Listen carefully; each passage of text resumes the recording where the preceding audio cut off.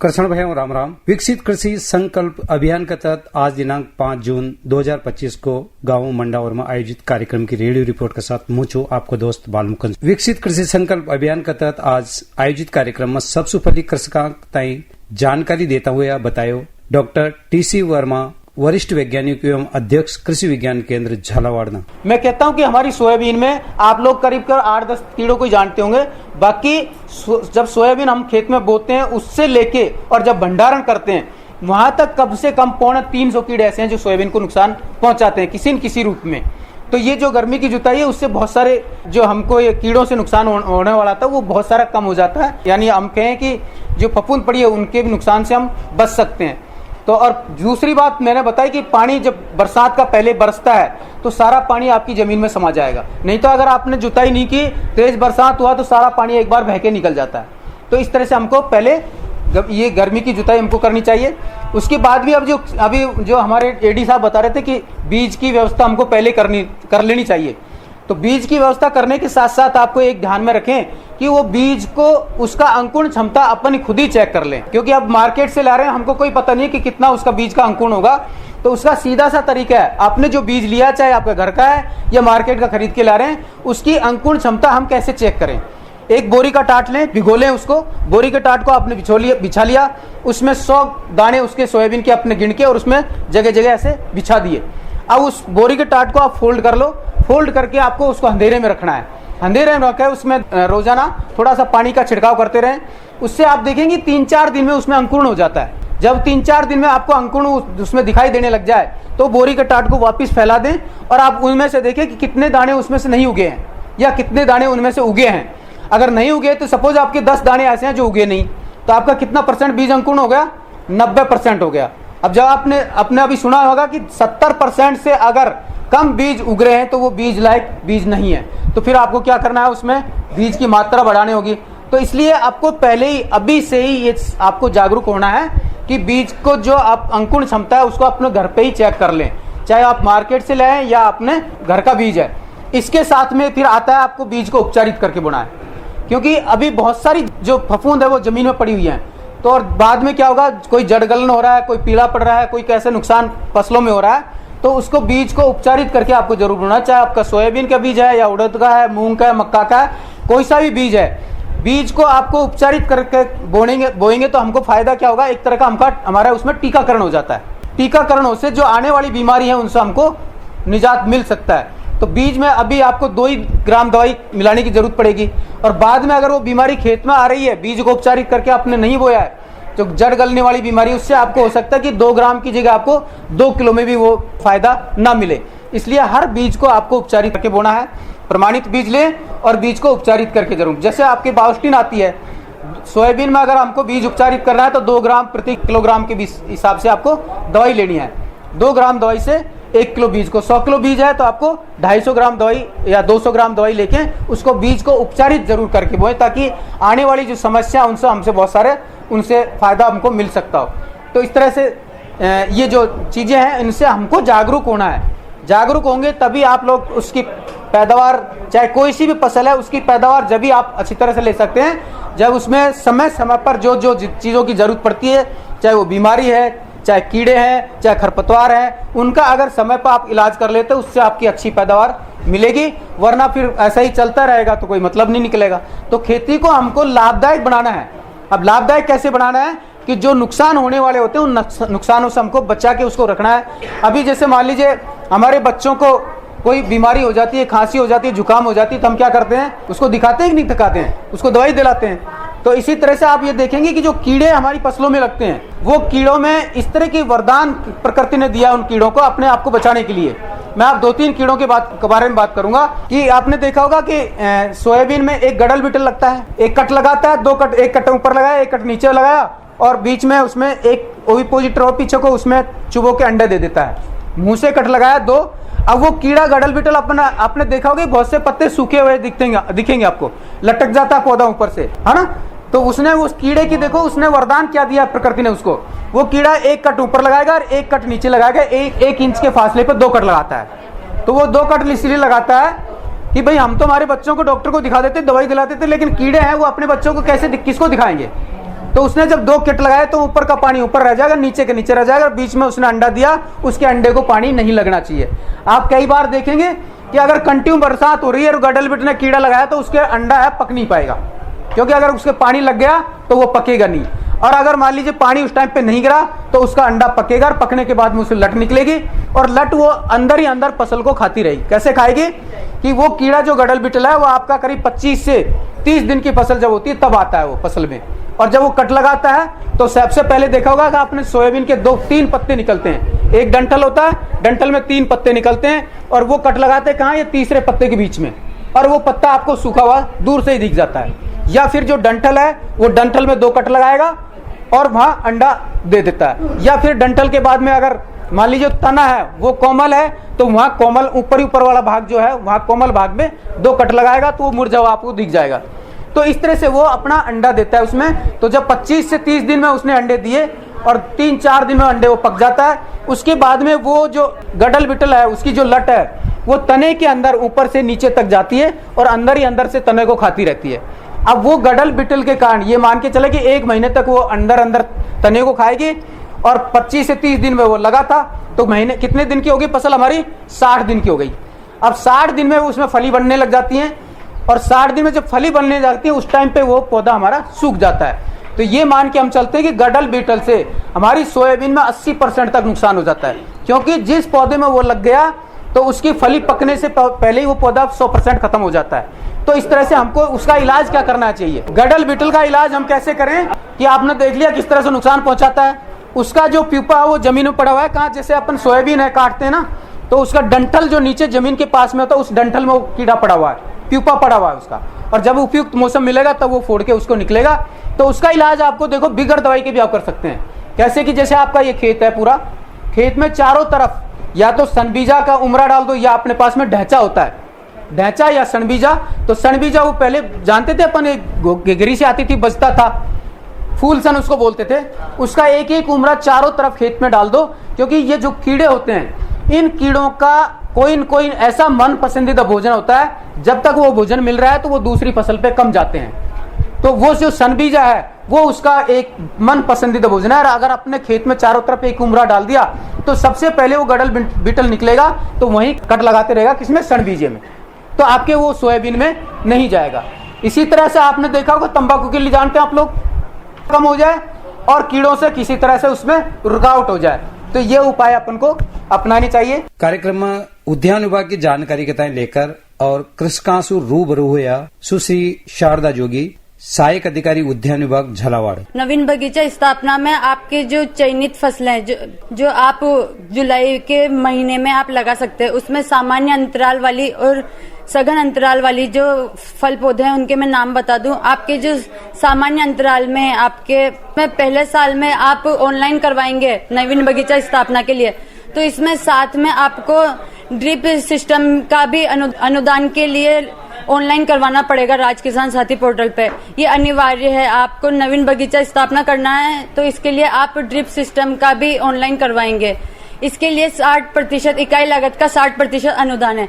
इसमें जो दूसरा साल है जिसमें आपके यदि 80% तक पौधे जीवित रहेंगे, तो इसमें जो पौधे मर गए हैं उनके गैप फिलिंग के लिए जो नए पौधे लगाएंगे उसके लिए 40% तक अनुदान दूसरे साल में आपको मिलेगा। इसमें आपके ये अनुदान बता दिया। इसके बाद जो सर ने बताया सोलर सिस्टम, जिस प्रकार से अपन पानी की बचत करते हैं, जो नई नई योजनाएं चल रही है, आपने देखा MIS माइक्रो इरिगेशन सिस्टम में जो मिनी ड्रिप स्प्रिंकलर ये सारी है, जिस प्रकार से अपन पानी की बचत करते हैं उसी प्रकार सर ने जिस तरह कहा है कि सोलर में भी अपन सोलर सिस्टम लगाएंगे तो अपन को लाइट की बचत करनी है। जो डीजल इंजन जिससे भी अपन सिंचाई कर रहे हैं उसके उपयोग ना करते हुए अपन जब ये सोलर सिस्टम लगाएंगे तो अपन बिजली को कितना भी चाहे उतनी दूर तक ले जाकर अपना इरिगेशन सिंचाई कर सकते हैं अपन।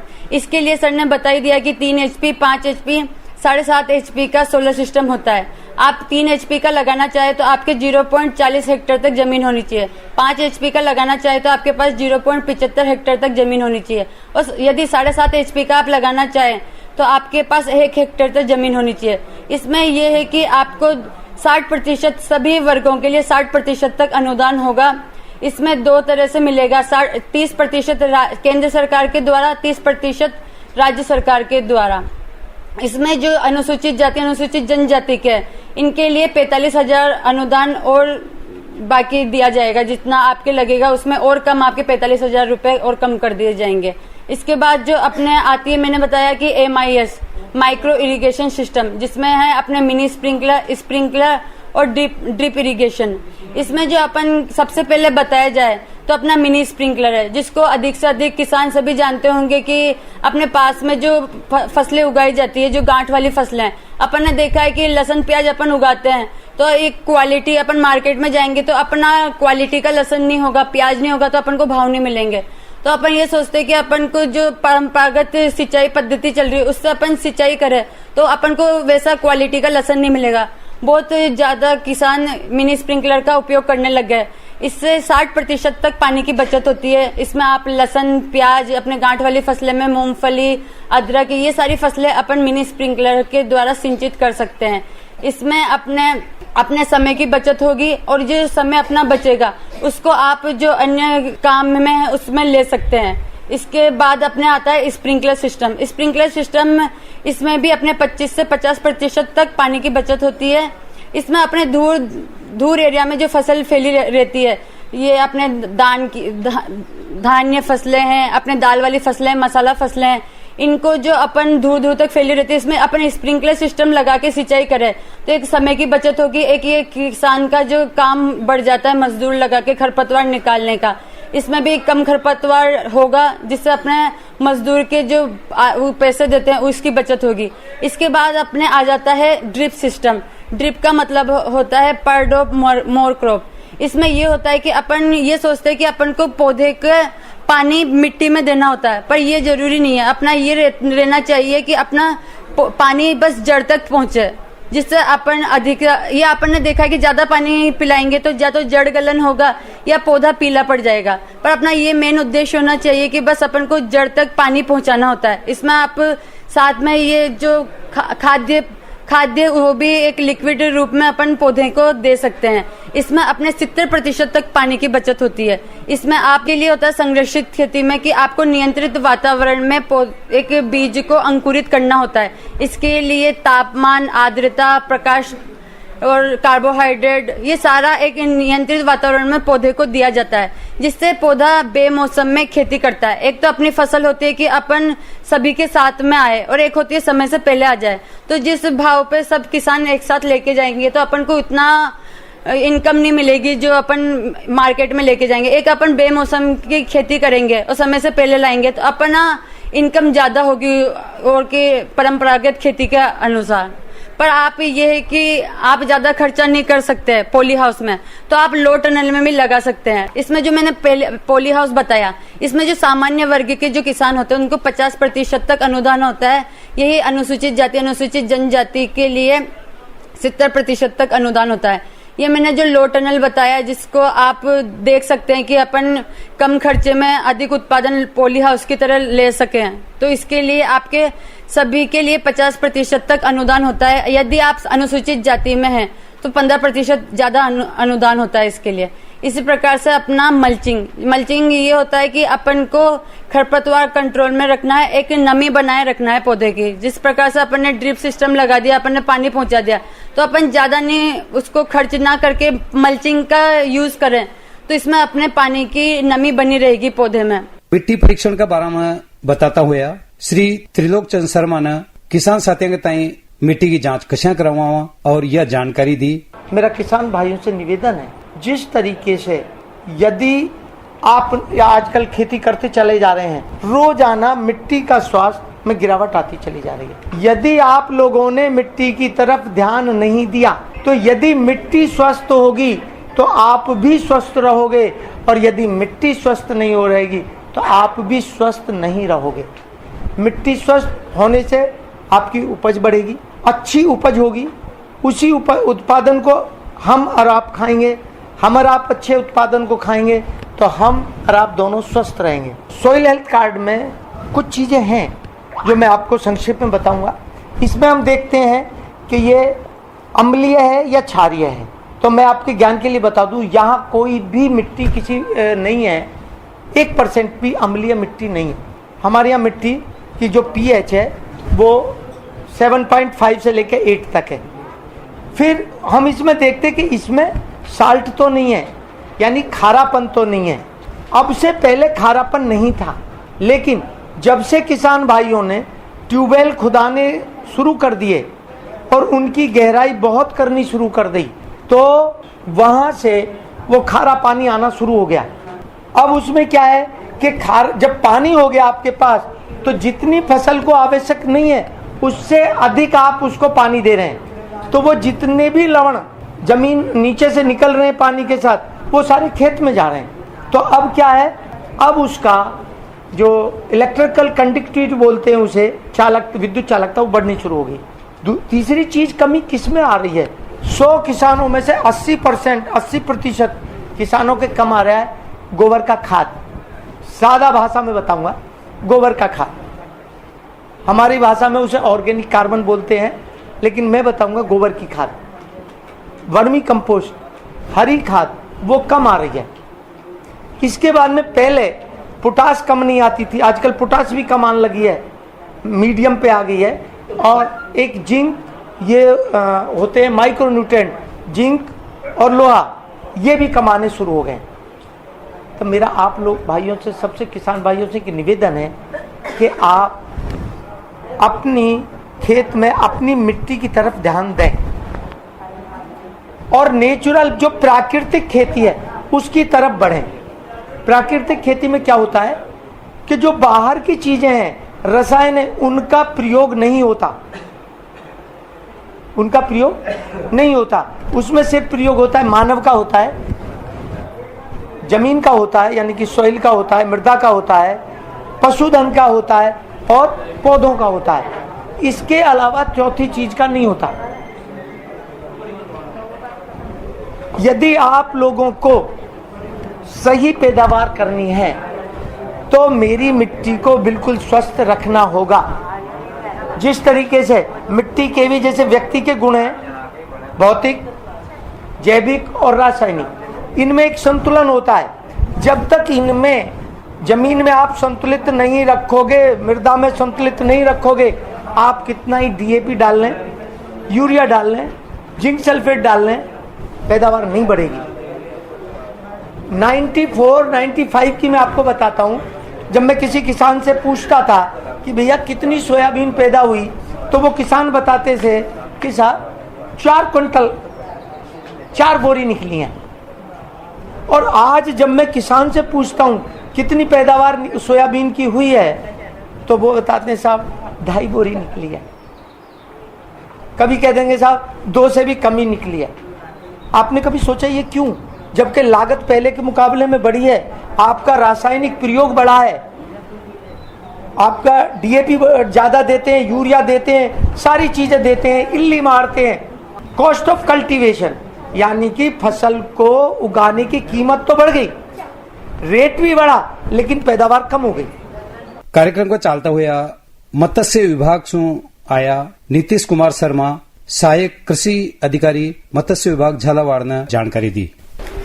जैसा कि एक कृषि विभाग के अधिकारी साहब ने हमें बताया था कि आपके पास में जो फार्म पॉन्ड है आपके पास में, उसको खुदवाने के लिए आपको खुदवाने के बाद में कितना अनुदान मिला था? 73,500। इसी तरीके से जो मत्स्य विभाग है वो भी आपको अनुदान से लाभान्वित करना चाहता है। लाभान्वित करने के लिए अनुदान योजना है, जैसे फार्म पॉन्ड के लिए तो इतनी जगह फिक्स है, लेकिन मत्स्य विभाग के लिए मत्स्य पालन करना अगर कोई चाहता है तो उसके लिए आवेदन करने के लिए कितनी भी जमीन हो, 1 हेक्टेयर, 2 हेक्टेयर, 3 हेक्टेयर, 4 हेक्टेयर, तो उस पर अनुदान देता है भारत सरकार और राज्य सरकार मिलकर। इस योजना का नाम है प्रधानमंत्री मत्स्य संपदा योजना। इसके तहत आपको कुछ आवेदन के लिए कुछ दस्तावेजों की जरूरत पड़ेगी, जैसे मिट्टी पानी की जांच, और भूमि जो आपके पास में है काश्तकार की नकल खातेदारी की, और उसका नक्शा चाहिए, और जो प्रोजेक्ट आपके द्वारा बनाया जा रहा है उसका पूरी डिटेल की रिपोर्ट चाहिए, और अनुमानित लागत का एस्टिमेट चाहिए, कि जैसे जितने आप जितने हेक्टेयर में अपना मछली पालन करने के लिए कितना तालाब निर्माण करवाना चाहते हैं, तो उसके लिए आपको एस्टिमेट चाहिए होगा अनुमानित, वो बनाएंगे हमारे जल संसाधन विभाग के जो भी कनिष्ठ अभियंता होते हैं जेईएन, और पंचायत राज विभाग के जेईएन बना सकते हैं उसको। और छोटे मोटे जैसे दस्तावेज हैं, जैसे आधार card, pan card, Jan Aadhaar card, इन सभी दस्तावेजों को शामिल करते हुए सबसे पहले प्रधानमंत्री मत्स्य संपदा योजना पर आवेदन किया जाता है और सभी दस्तावेज उसमें लगाकर आगे भेज दिए जाते हैं। तो इस तरीके से आप मछली पालन को भी बढ़ावा दे सकते हैं कृषि के साथ साथ। अब जैसे कृषि होती है उसी प्रकार से मत्स्य पालन को जलीय कृषि बोला जाता है। जलीय कृषि मतलब जिस तरीके से आप भूमि में कृषि कर रहे हैं वैसे ही आप पानी में कृषि कर रहे हैं मछली की। उसके लिए आपको बीज की जरूरत पड़ती है, तो इसमें भी आपको बीज की जरूरत पड़ेगी। बीज कहाँ से लाना है, कहाँ से उपलब्ध होगा, आप कभी आपके जो वहाँ पे हैं मंडावर के तालाब पे जो समिति कार्यरत है वो लोग जानते हैं। आप में से कोई उनका सदस्य है क्या? तो बीज कहाँ से उपलब्ध होगा, उसके बाद में उसका पालन पोषण करने के लिए उसको पूरक आहार देना पड़ता है, वो कहाँ से मिलेगा।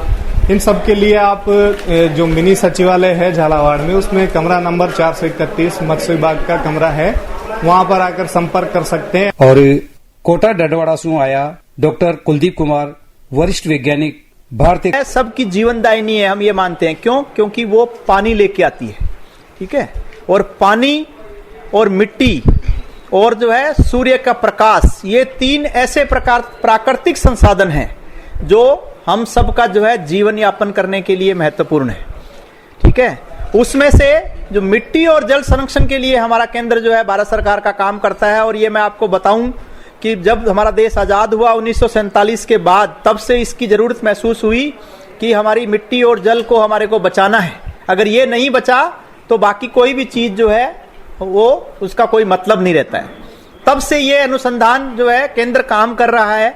और ये अनुसंधान केंद्र जो है वो कोटा राजस्थान में है, जो कि चंबल नदी के जो बीहड़ बनते हैं या जो भूमि के कटाव होते हैं उनको रोकने के लिए, उनके लिए जो है विकास की नई नई योजना लाने के लिए जल ग्रहण जो परियोजना चलती है भारत सरकार की, वो हमारे केंद्र से ही शुरुआत हुई, ठीक है। और मैं आपको बताऊं कि जो हमारे केंद्र के जो वैज्ञानिक थे डॉक्टर पीके मिश्रा, उन्होंने जब जो है जो सहभागी जल परियोजना जो है जल ग्रहण परियोजना शुरू की, उससे उनको भारत सरकार का जो है तीसरा चौथा सबसे जो महत्वपूर्ण पुरस्कार है पद्म श्री, उससे नवाजा गया, ठीक है।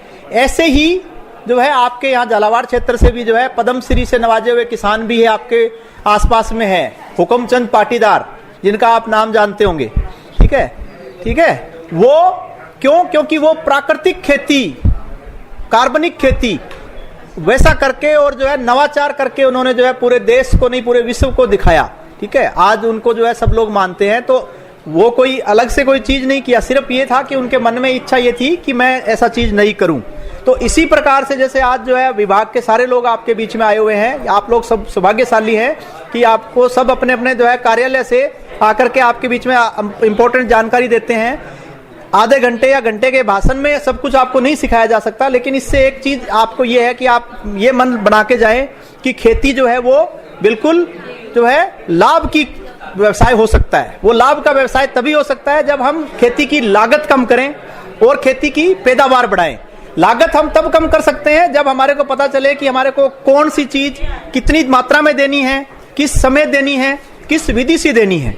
जैसे मैं आपको बात करूं कि किसानों की लागत इसलिए बढ़ रही है कि आजकल हम क्या करते हैं, खेतों को बार बार जोत रहे हैं, ठीक है। जितनी जुताई की जरूरत नहीं है उससे ज्यादा जोत रहे हैं, या जिस समय पे जुताई करनी है उस समय पे नहीं करके उसको उसके गलत समय पे कर रहे हैं, ठीक है। तो डीजल की जो है कीमत बढ़ रही है, तो इसलिए आजकल जो है संरक्षित खेती भी आ रही है। सिर्फ उसके लिए मशीन थोड़ी दूसरे प्रकार की है। मशीन की जब मैं बात करूं तो कुछ ऐसी मशीनें भी आ रही है जिनमें डबल पेटी लगती है, एक में खाद अलग डलती है, बीज अलग डलता है, ठीक है। और उनमें बीज की मात्रा और खाद की मात्रा हम अलग अलग प्रकार से नियंत्रित कर सकते हैं, ठीक है। तो इस प्रकार की जो है यहाँ पे कुछ आप लोग यहाँ नहीं है तो आसपास जो है जैसे कोटा में जाएं, कृषि अनुसंधान केंद्र पे जाएं, कृषि विज्ञान केंद्र पे जाएं, वहां देखेंगे आपको तो वो आपको वैसी मशीन मिलेगी। जो मशीन आपकी 40,000 में बनती है उससे जो है 45,000 में डबल पेटी की बन जाएगी, तो जब भी कभी आप नहीं बनाएं तो ऐसी मशीन लेके आएं। उसका ये फायदा है कि जो भी आपकी जो खाद है वो आपको बीज की, जहां बीज जो है 2 इंच की गहराई पे गिरेगी तो खाद आपकी 4 या 5 इंच गहराई पे रहेगी। जैसे ही बीज उसमें से उगेगा, जड़ें नीचे जाएगी, वहीं पे खाद उसको मिल जाएगी। तो जो खाद आपको जो है बीघे की 25 किलो जो है देने से जो फायदा मिल रहा था वो आपको 15 किलो देने से ही मिल जाएगा। और खाद जो है व्यर्थ नहीं जाएगी, व्यर्थ जाएगी तो वो पानी के साथ बह करके जो है नदी नालों में जाती है, वहां पे फिर जो है दूसरे प्रकार के जो है एलगियां पैदा होती है, उसके खरपतवार पैदा होते हैं। ठीक है, इन सब का आपको ध्यान रखना है। ठीक है, और मिट्टी का जो है कटाव, आपके खेत में अभी मानसून शुरू होने वाला है, मानसून से पहले की बारिश भी अच्छी हुई है, तो आपको मिट्टी के कटाव को रोकना है। क्योंकि मिट्टी अगर आपके खेत में से बह के गई तो वो क्या करेगी, उसके साथ साथ उसकी पोषक तत्व और वो सब तो लेके जाएगी ही, लेकिन वो पानी में घुल के जाएगी मिट्टी, वो जाकर के किसी जो है आपके जलाशयों के अंदर या नालों के अंदर जाएगी, वहां पे उनको भर देगी और उसके बाद आपका जो है उनकी जल भराव क्षमता कम हो जाती है। ठीक है, तो इन सब चीजों को ध्यान रखना है। और मैं आपको ये बात बताऊं, एक आधा इंच से भी कम जो परत होती है मिट्टी की, उसको बनाने के लिए जो है लगभग 100 साल लग जाते हैं। अब आप सोचिए कि अगर आपने ध्यान नहीं दिया तो हो सकता है कि 1 घंटे की बारिश के अंदर जो है आपकी 5-7 सेंटीमीटर या 2-5-7 इंच तक बारिश जो है मिट्टी बह के चली जाएगी। तो आप सोचिए कि उसको बनने में कितनी वो लगती है। ठीक है, इसी प्रकार जो एक मिट्टी हमारी, एक मुट्ठी भर जो मिट्टी है, उसमें इतने जीवाणु हैं, इतने जो है उसमें छोटे जीव हैं, जितने जो है पूरी इस धरती पे जो है इंसान मनुष्य नहीं है। ठीक है, तो वो सब चीजें जो है उनकी बायोडायवर्सिटी या जैव विविधता बनी रहे, उसके लिए हमारे को जो है समन्वित पोषक तत्व प्रबंधन करना है, हरी खाद का प्रयोग करना है, जो है गोबर की खाद का प्रयोग करना है। ठीक है, इसी प्रकार से जितने भी जो संतुलित पोषक तत्व है हमारे जो है उनको हमारे को ध्यान में रखना है। टोटल हमारी जो फसलों को उत्पादन करने के लिए हमारे को 17 प्रकार के पोषक तत्व चाहिए। उनका नाम अगर हम लेने लगेंगे तो एकदम से ले नहीं पाएंगे, लेकिन अगर हम ध्यान नहीं देंगे तो धीरे धीरे वो सारे पोषक तत्वों में हमारी जमीन कम होती जाएगी और हमारी जो है खेती, लाभ की तो बात छोड़ दीजिए, हम खेती करना भी संभव नहीं रहेगा। तो इन सब चीजों को हम सब ध्यान रखें, जागरूक बने, कृषि जो है विभाग से हैं उनकी जो है सब योजनाओं का फायदा लें और जो है बढ़ चढ़ करके जो है हम हिस्सा लें, तभी ये जो है विकसित कृषि संकल्प अभियान का जो है हमारा उद्देश्य जो है परिपूर्ण होगा और हमारा देश जो है विकसित बनेगा। धन्यवाद।